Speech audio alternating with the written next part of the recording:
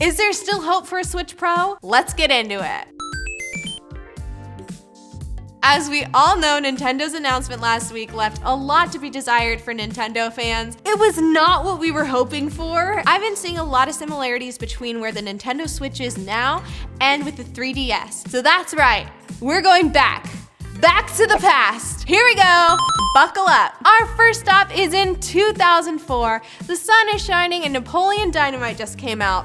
Everyone's friends are wearing Vote for Pedro shirts, and everything is good. DS stood for dual screen and developer system. This was the first time we saw two screens, one with that famous touch screen and stylus that we're all used to playing with. It also featured wireless connectivity and a built-in microphone. I bet a lot of us remember mumbling into the microphone, trying to get our Nintendog to listen to our commands without disturbing our siblings. This console also had a new feature that a lot of previous consoles did not have, which was dual ability for gaming. So you could play both Nintendo DS games and Game Boy Advance games, which had not been seen before for a Nintendo console.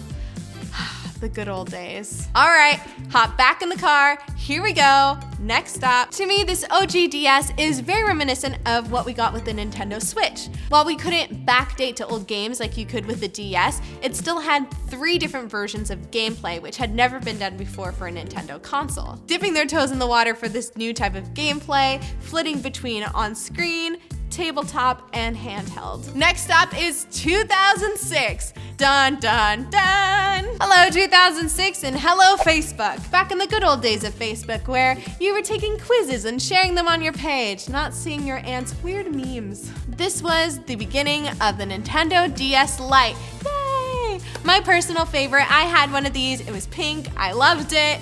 The Nintendo DS Lite was a lot lighter than the previous Nintendo DS. This also had a lot different color options. Yay, so fun. This also provided those same options for dual gameplay with the Nintendo DS games at the top and the Game Boy Advance games on the bottom. I would say this ties in a lot present day with the Nintendo Switch Lite, same name even, also that similar idea where it was lighter for better portability. It also came in different colors, as we all know. The only main difference between the Nintendo DS Lite and the Nintendo Switch Lite is that the Nintendo Switch Lite actually lost some of its capability.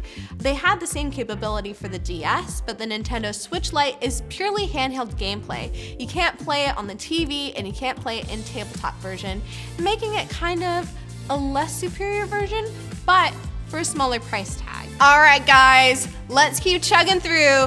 We're going to 2008, the year of Twilight. Everything was pale and sparkly in 2008, and that's when we were given our beloved Nintendo DSi. The Nintendo DSi was essentially a slimmer version of the Nintendo DS with larger screens as well. Interesting. Sounds kind of familiar to me, but let's keep moving forward. This included 2 cameras, one facing to the user and one facing away from the user, so you could not only take those fun little Nintendo DS selfies, you could also take pictures of the outside world while you traveled. Ooh, so fun, so innocent. This also introduced content storage. Yay, love me some storage. Give me a place to put my stuff and I'll be happy. This was actually surprisingly used as a starter console for a lot of people. I personally thought the Nintendo DS Lite would have been everyone's first one. I think that I was just biased because that was my first one. This is also where we saw the removal of the Game Boy Advance slot. That's right, we're so 2008, and Game Boy Advance, you're so 2000 and late, okay? Bye, get out of here, it's all about the DS now. Buckle in, everyone, we're going to 2009. Not that far away from 2008. Nothing really crazy different, if I'm being honest with you. But the Nintendo DSi XL did come out in this year. The Nintendo DSi XL lived up to the name, obviously being bigger. It was also weirdly the heaviest of all the Nintendo DS's, which is like, why? Why would you make it heavier? This is portable. I can't take more weight in my backpack. I'm gonna flop over. One of the only actually significant features I would say of the Nintendo DSi XL is that it came with 2 styluses. That's right, if you lose one, you got a second one right there. All right, guys, next up is 2011. I feel like there was a lot of cool things going on in 2011, which I didn't realize until I was Googling what was happening in 2011.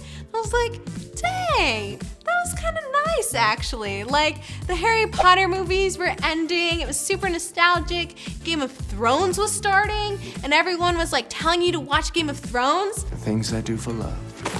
That hasn't happened since the finale came out. All right, so the Nintendo 3DS, I bet a lot of you had it, myself included. So this offered 3D gameplay without the use of glasses for the first time. It was so exciting. It also gave you the option to play 2D if you know your regular, the 3D was a little too much for you. What does a Nintendo 3DS look like for the Switch?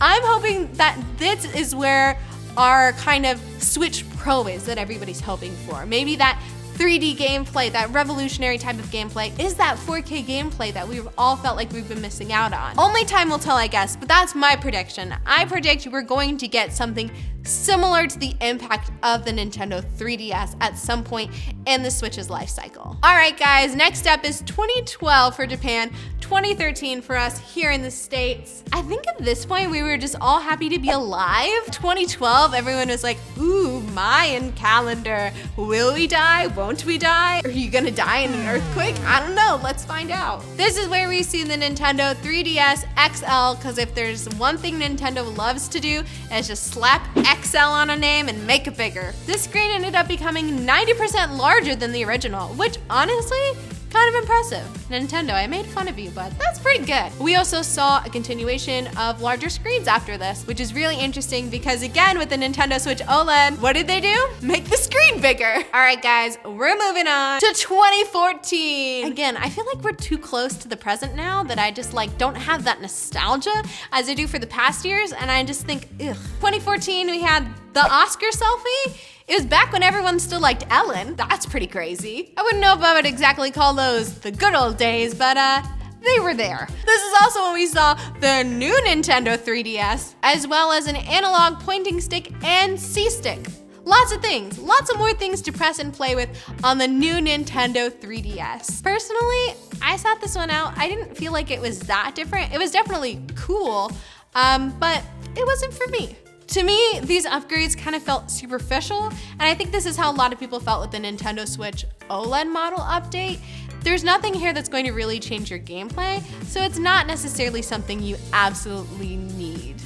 Hopefully, we won't get another update like this for the Nintendo Switch. The new Nintendo 3DS and the new Nintendo 3DS XL are the current consoles belonging to the Nintendo DS family. There has not been an update after them, although some may say that the Nintendo Switch is still an iteration of the Nintendo 3DS. You've still got your touchscreen, you've got that trackability that you didn't have with the Wii U. You can actually take this gamepad places and play with it just standalone. So I know we just had so much fun skipping down memory lane, but long story short, the Nintendo DS and the Nintendo DS Lite have strong similarities to the Nintendo Switch and the Nintendo Switch Lite. The same can be said for the Nintendo DSi and the Nintendo Switch OLED version. So, by looking at past versions of the Nintendo DS, we might be able to kind of get a viewpoint at what we're going to get in the future for the Nintendo Switch. Because I will be the first to say, Nintendo, that was too much.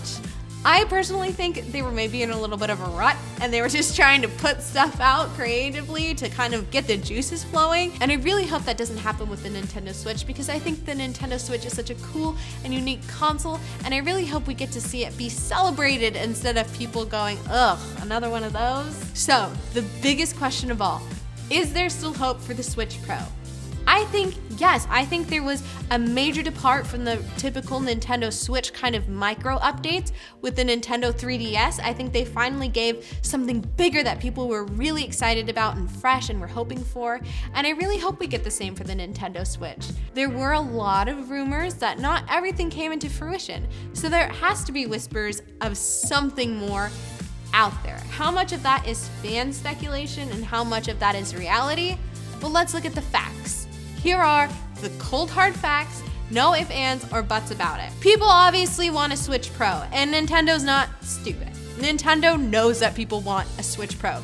So at some point, they're going to have to give us something, because at the end of the day, they're a business and they want people to be happy with them and not upset with them. On the same side of that though, Nintendo currently has a lot of its consoles being bought by casual gamers. So I don't think we're gonna get any updates that aren't also going to be really important or significant to casual gamers. I don't think we're gonna get any updates that are really gonna be specifically that people who are only really into games would appreciate. I think we're gonna get something kind of flashy that people who don't know anything about games are gonna care about. Another cold hard fact is that there's currently a major microchip shortage right now in the world. So if Nintendo were going to create something with 4K gameplay, they're going to need lots of microchips available because that would be a huge selling point and they would probably sell a lot of consoles. It wouldn't make sense for them to kind of put their business plan all fully into something that there's not a lot of currently in the world. I know a lot of people are really hoping for a 2021 release, but I think if there's a shortage, they're probably gonna wait until there's a backlog. So maybe more so on the 2022, 2023 side, which is sad, and I hope that I'm wrong, but again, you have to look at the reality, right? And the final cold hard fact is that the Nintendo Switch has been doing better than a lot of Nintendo's previous consoles. Like I said, they really had themselves in a rut with the DS kind of coming out with a new one that wasn't really that different, that new people didn't really care about, as well as the Wii U. It didn't do very well for Nintendo. So Nintendo is in a really unique spot right now where they have a lot of people that they need to impress. I think that that could be good for us, but also I really hope Nintendo doesn't fall into the easy trap of, we've got a good thing going, let's not ruin it by trying anything too different and just makes a bunch of micro changes. It means your future hasn't been written yet. No one's has. Your future is whatever you make it. So make it a good one, Nintendo.